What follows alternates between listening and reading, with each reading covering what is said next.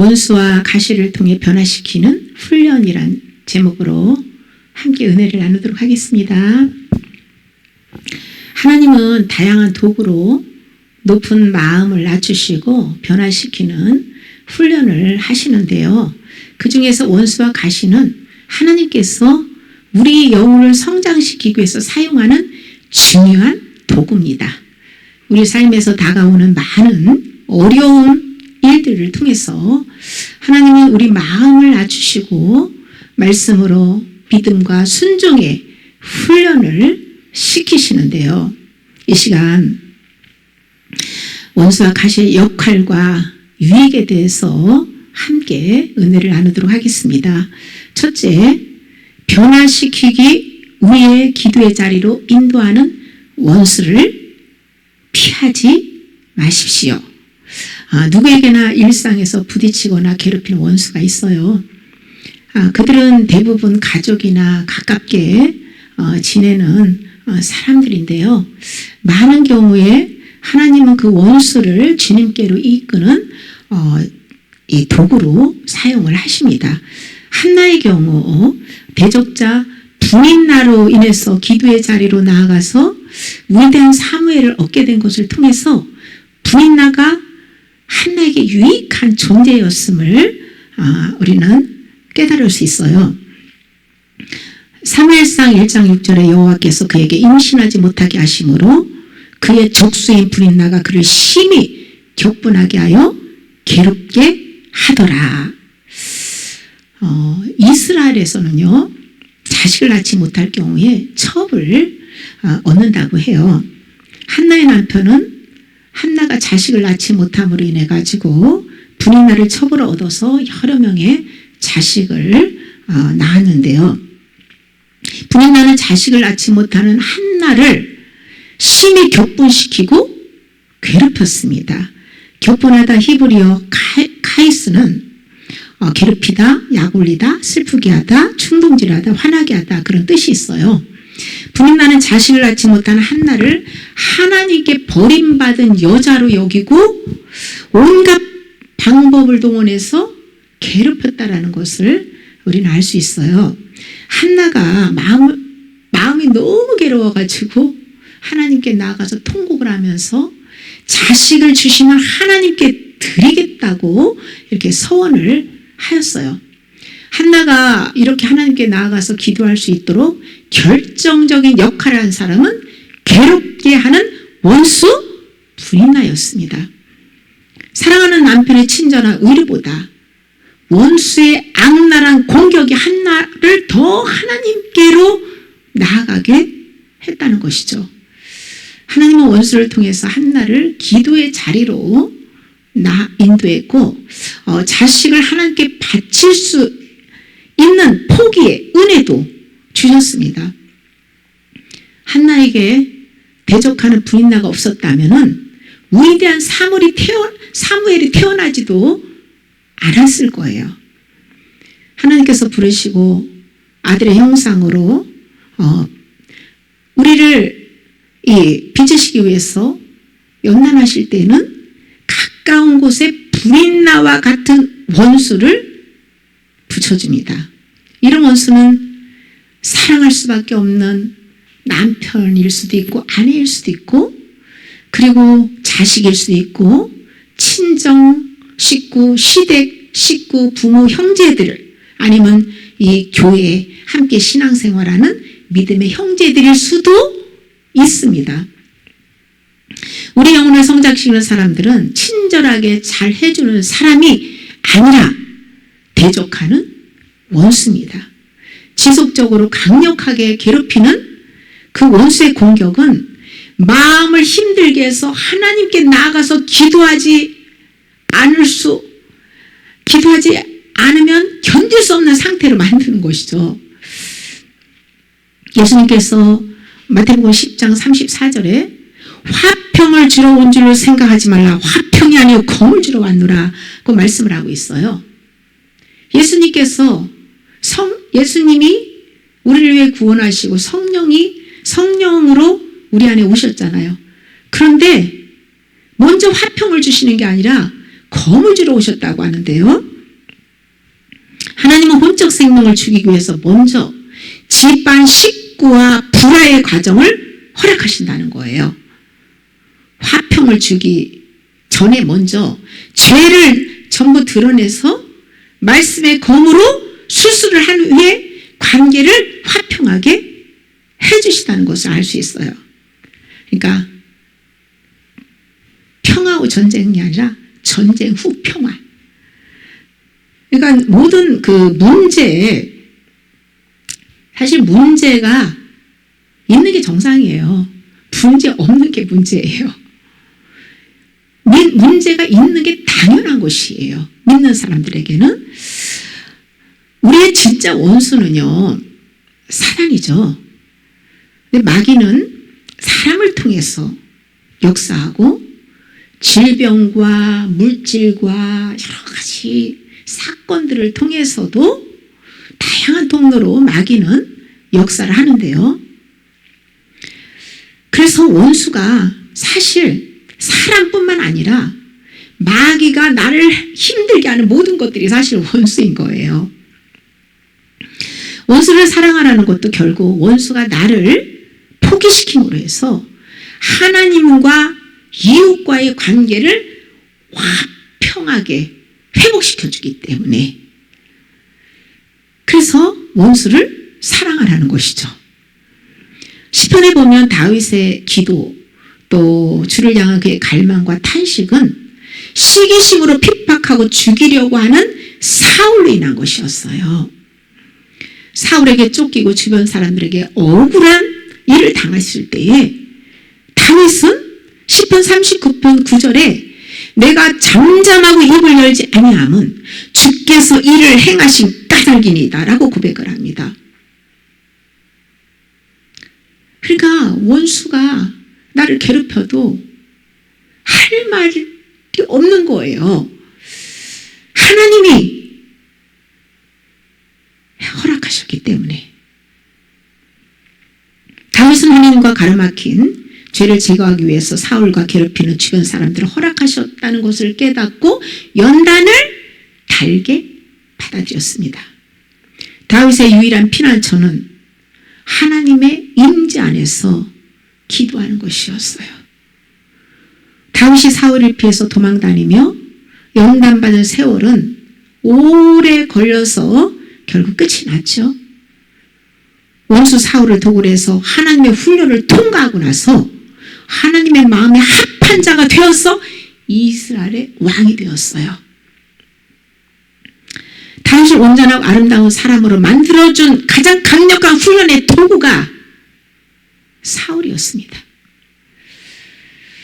요셉의 경우도 애굽의 노예로 팔아버린 형들을 원망할 수 있었지만은 종살이를 하며 옥에 갇히는 시험을 당하면서 하나님이 생명을 살리기 위해서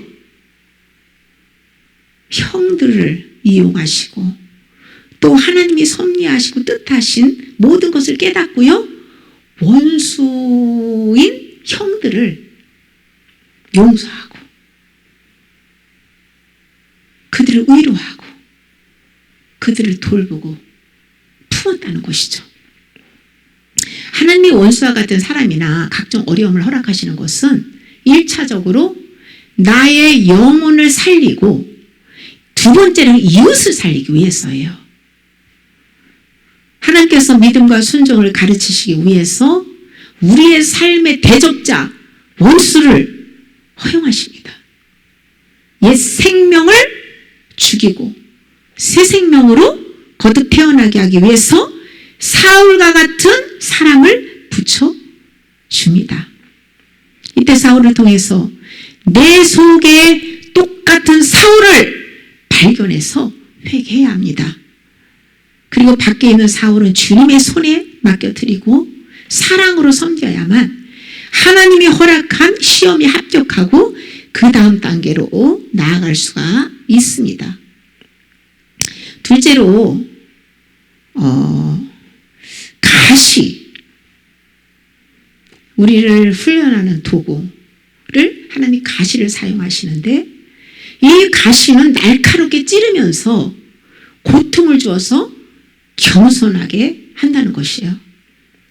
가시는 우리 몸 안에 있을 때 고통을 주는 거예요. 그런 가시는 가까이에 있으면서도 우리의 권위와 보호 아래서 아픔을 주는 사람들인데요. 대표적으로 부모의 속을 썩이고 아프게 하는 자녀들일 수 있죠. 많은 경우에 자녀들은 부모의 모습을 보여줍니다. 부모의 나쁜 습관이나 죄를 보여줘요. 부모는 자녀들 안에서 자신의 연약한 모습을 볼 때에 폭발하는 경우가 적지 않아요. 부모 속에 죄가 없다면 자녀가 어떤 죄를 져도 분노하지 않습니다.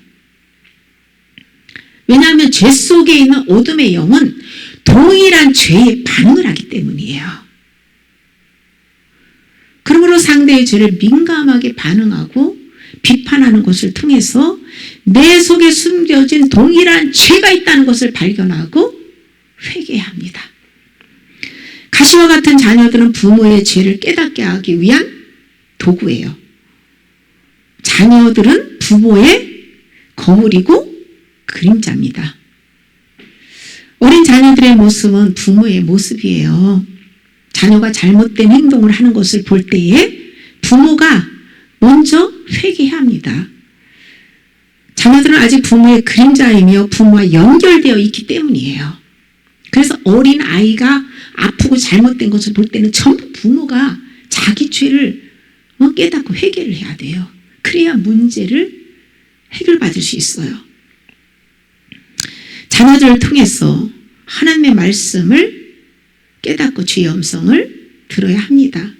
자식의 변화와 관계 회복을 원한다면 아브라함이 이삭을 번제물로 드린 것처럼 자식도 하나님께 드려야 됩니다.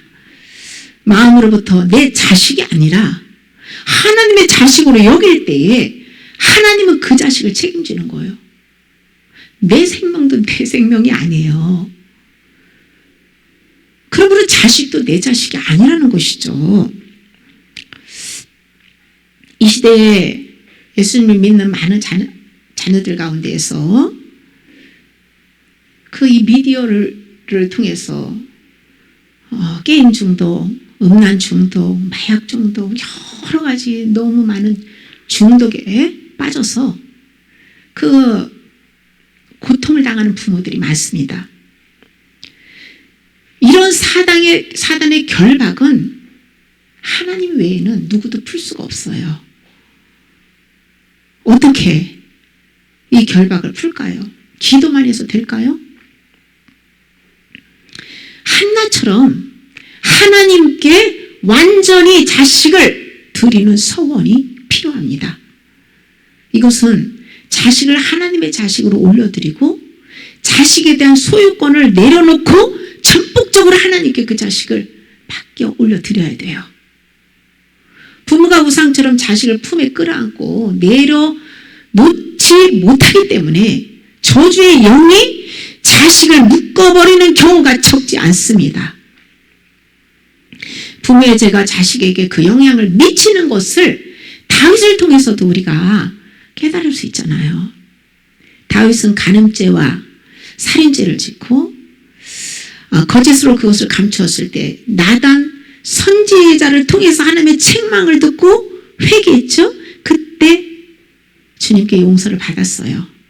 하지만 다윗이 지은 죄의 결과가 자녀들에게 그대로 대물림 되어서 다윗에게 큰 고통을 주었다는 것을 우리는 알잖아요. 다윗처럼 우리에게도 많은 경우 내가 심은 죄악이 대물림 되어서 자녀에게 그대로 나타나는 것을 볼 수 있습니다. 감사한 것은 어떠한 죄든지 속죄 은총을 믿고 우리가 회개하면 예수 그리스도 회개하고 안으로만 들어가면 모든 그 저주는 다 끊고 해결받을 수 있어요. 대부분 어린 자녀들에게 나타나는 문제는 부모에게 있습니다. 자녀들은 우리를 위한 희생자 역할을 하는 거예요. 진정 변화되어 할 사람은 자녀가 아니고 부모인 것을 가시를 찔려가면서 고통당하면서 깨닫고 알게 되는 거예요. 부모가 회개하고 변화되면 그 영향이 자녀에게 미쳐서 주님의 은혜로 더 좋은 관계 회복이 사실 일어나거든요. 고통에는요, 항상 시한이 있고 분량이 있어요. 고통을 받아야 할 분량이 정해졌고 반드시 끝나는 날이 있어요. 주님의 손에 달려 있습니다. 하나님의 허락하신 목적이 이루어지면 문제는 해결되는 거예요. 문제가 아직 해결되지 않았다면 아직 온전한 회개를 하지 못한 것이죠. 오랜 시간 가시로 고통당했는데도 회개를 하지 않았다면 어떻게 될까요? 고통의 기간은 길어지고 그 분량은 더 늘어나게 되는 거예요. 시간이 지나면 지날수록. 그러므로 원수의 손아귀에서, 가시의 찔림에서 벗어나기 위해서 회개를 해야 합니다. 가시에 찔림받는 문제가 십자가에 죽어지고 새 생명으로 거듭나서 아름다운 열매를 맺는 데는 많은 인내의 시간이 필요합니다. 우리 악습 단번에 해결이 안 되잖아요. 바울도 자고하지 않도록 하나님께서 육체의 가시, 곧 사단의 사자를 주셨다고 하셨죠. 하나님께서 사단의 공격을 허락하셨다는 거예요. 육체의 가시에 대해 다양한 견해들이 있지만은 갈라디아서 4장 14절에서 15절에 보면 안질로 이해할 수가 있어요. 어느 분은 간질이라고 하는데요. 그거 말도 안 되죠. 간질은 물론 사단의 사자, 눈에 고통을 주는 것도 사단이 주는 건 맞아요. 그러나 간질과는 달라요. 간질 같은 경우는 자기 생각과 의지가 다 마비되고 빼앗겨서 마비돼서 자기가 그것을 조절하고 컨트롤할 수가 없는 부분이에요. 그런데 하나님의 신부인 이긴 자가 된 그 이 바울이 간질로 자신이 그걸 제어할 수 없을 정도로 어느 순간에 사로잡아서 간질을 일으킨다라는 것은 그거는 절대로 말이 안 되는 엉터리 해석이죠. 하나님께서 너무 큰 은혜를 받은 이 바울이 자고하지 않도록 그 영혼을 보호해주기 위해서 그 사단이 주는 눈의 고통을 허락하셨는데요. 저는 개인적으로 바울의 가시는 눈의 고통뿐만 아니라 그리스도의 남은 고난에 동참하는 피 흘림의 중보 사역이라는 그런 생각도 해봤습니다. 사망은 우리에게, 생명은 너희에게라는 그렇게 바울이 표현한 것 같이 영전이 현상이 나타났을 때는 일시적으로 가시와 같은 그 고통을 당하게 되거든요. 그 영전이 현상이 나타날 때 낮은 마음으로 주님만 찾고 의뢰할 수밖에 없어요. 바울은 육체의 가시로 고통스러워서 3번이나 주님께 이 문제 해결해달라고 간구했지만은 주님께서 그 가시가 고통스럽지만 너의 영혼에 유익하다라고 말씀하시죠. 가시의 목적은 자고하지 않고 겸손하게 주님만 의뢰하는 것이에요. 또한 가시의 찔림을 당할 때마다 주님의 고난에 동참하며 또 그로 인해서 상급의 은혜도 받게 되는 것이죠. 사단이 찌르고 아프게 하는 가시와 고통은 높은 마음을 소멸시켜 줍니다. 극심한 고통과 연약함 속에서 주님을 바라다 볼 때에 이 교만한 마음들이 사라지게 되죠. 등 따뜻하고 배부르고 육이 편하고 그러면 정욕적이고 세상적이고 마귀적인 삶을 살 때에는 마음이 당연히 그와 더불어 높아지게 돼 있어요. 그래서 하나님은 교만하여 타락하지 않도록 가시에 찔리는 고통을 허락하십니다. 가시와 고통은 우리 영혼의 유익을 위한 것이에요. 세 번째로 이 원수와 가시는 숨겨진 우리의 자아들을 드러내줍니다. 원수와 가시는 내 속에 있는 육신의 소욕과 죄를 보여줘요. 그런 죄들이 원수와 가시를 끌어들이는 거예요. 밖에 있는 원수를 통해서 내 죄를 발견하고 하나님이 가르치는 메시지를 깨닫고 그 문제를 내려놓아야 합니다. 타락한 정욕과 죄성에 지배받은 마음과 행실을 회개하면 원수와 가시를 대하는 마음이 달라지게 되고요.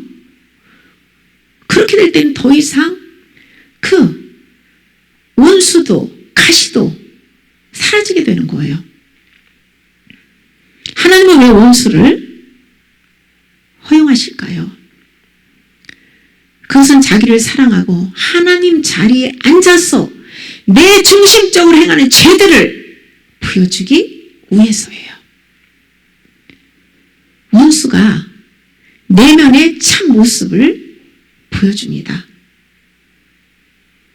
원수가 내 중심적인지 하나님께 속한 사람인지를 보여줍니다.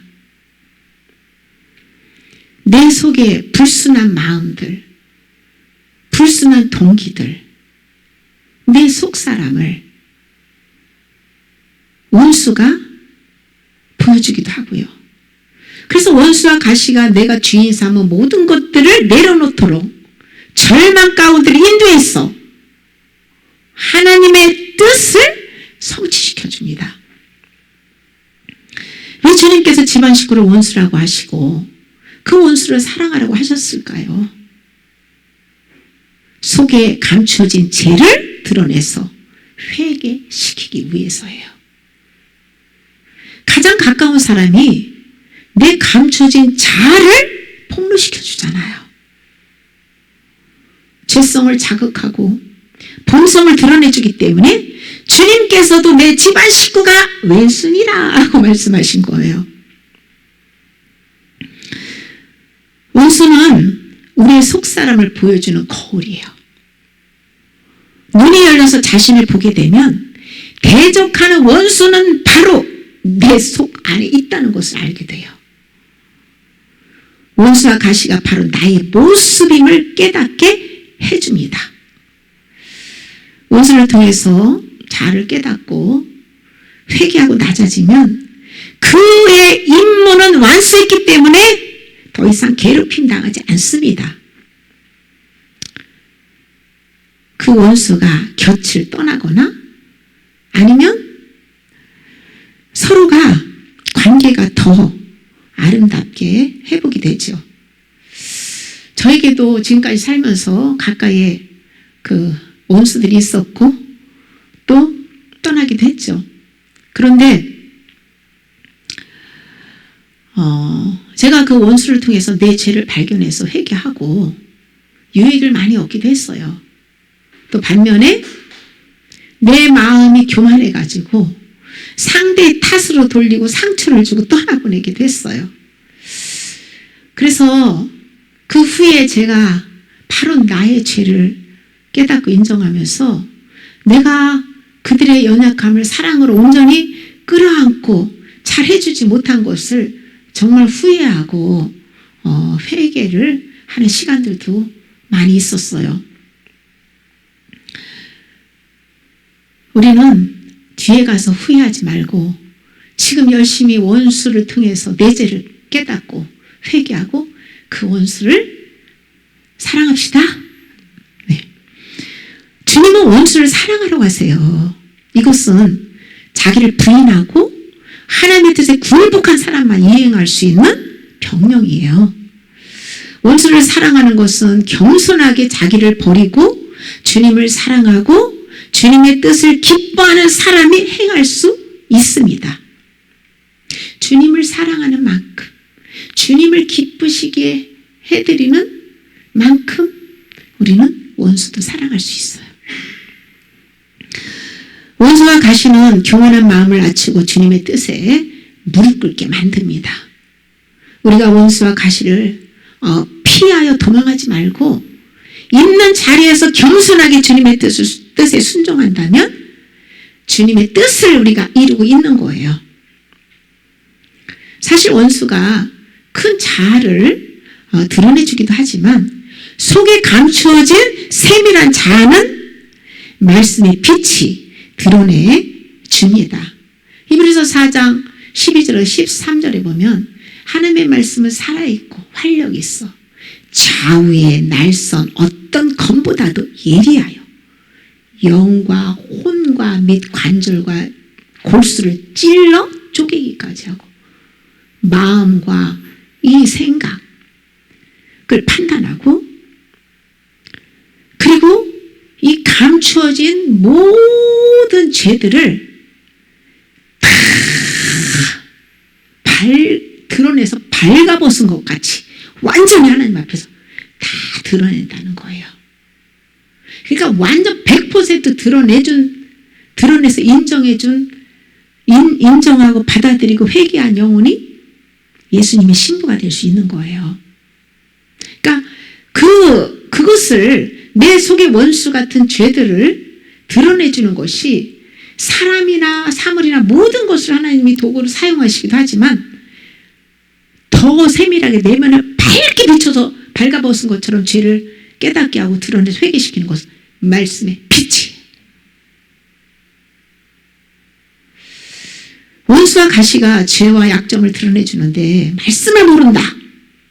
그러면 원수와 가시를 통해 자신의 죄를 깨닫고 회개할 수가 없지요. 그러므로 뿌리 박힌 죄성과 타락한 정욕을 깨닫고 회개하기 위해서는 말씀의 빛을 꾸준히 받는 것이 중요해요. 그래서 소리내서 말씀 매일매일 많이 먹어야 돼요. 꿈에서 어떤 이 귀신 들린 자매가 이렇게 저를 자꾸 주시하고 괴롭히려고 하고 그래서 제가 계속 경계를 하다가 나중에는 그 자매를 꼭 끌어안고 제가 펑펑 울었어요. 그러니까 그 자매에게 역사했던 귀신이 샥 이렇게 떠나가는 그런 그림을 봤어요. 그러니까 대적자, 원수, 가시 같은 그런 사람들에게는 마귀가 역사하는데요. 그 마귀를 쫓아내는 비결이 회개뿐만 아니라 긍휼과 사랑으로 끌어안는 것이에요. 그리고 하나님께 기도해야 합니다. 시편 56편 9절에 내가 아뢰는 날에 내 원수들이 물러가려니 이것으로 하나님이 내 편이심을 내가 아나이다. 내가 아를 때 우리의 대적 원수와 가시를 통해 눈에 보이지 않게 공격하는 존재는 마귀잖아요. 그런데 하나님께 구체적으로 그 모든 문제를 하나님 앞에 아를 때에 하나님께서 원수를 물리쳐 주신다는 것이죠. 그런데 마귀는 순간적으로 떠나가는 것도 있지만은 그 많은 시간이 지난 후에 물러가는 경우도 있어요. 우리가 연단을 받는 데는 시간이 좀 많이 걸리잖아요. 요셉이 종으로 팔려가서 발에 그 착고를 차고 몸에 쇠사슬에 매었을 때에 주신 그 말씀이요. 시편 105편 19절에 이 말씀을 통해서 우리가 이해할 수 있는데요. 여호와의 말씀이 응할 때까지라 그의 말씀이 그를 단련하였도다. 말씀으로 연단받고 말씀의 빛을 받고 죄를 회개해야만 주님께서 원수를 완전히 물리쳐 주시는 거예요. 그래 빨리 회개하면 빨리 해결되는 거고 빨리 그 죄를 돌이키지 못하고 회개하지 않으면 오래 걸릴 수밖에 없는 것이죠. 뭐. 원수를 물러가게 하는 것은 먼저 하나님께 기도로 아뢰고 하나님의 말씀 앞에 나를 버리고 주님 뜻에 순종하는 것입니다. 하나님은 원수와 가시를 통해서 우리를 낮추시고 예수님의 아름다운 인격으로 빚어 가십니다. 이 세상에 우연은 없어요. 모든 것은 하나님이 설계하신 뜻대로 이루어지는 거예요. 그러므로 하나님의 뜻대로 나를 빚어주시도록 주님의 손에 전폭적으로 맡겨드려야 합니다. 원수를 통해서 올라오는 분노와 자기 연민과 슬픔과 절망과 도피 등 그 모든 육신의 생각과 감정과 의지를 주님께 매 순간 맡겨드려야 돼요.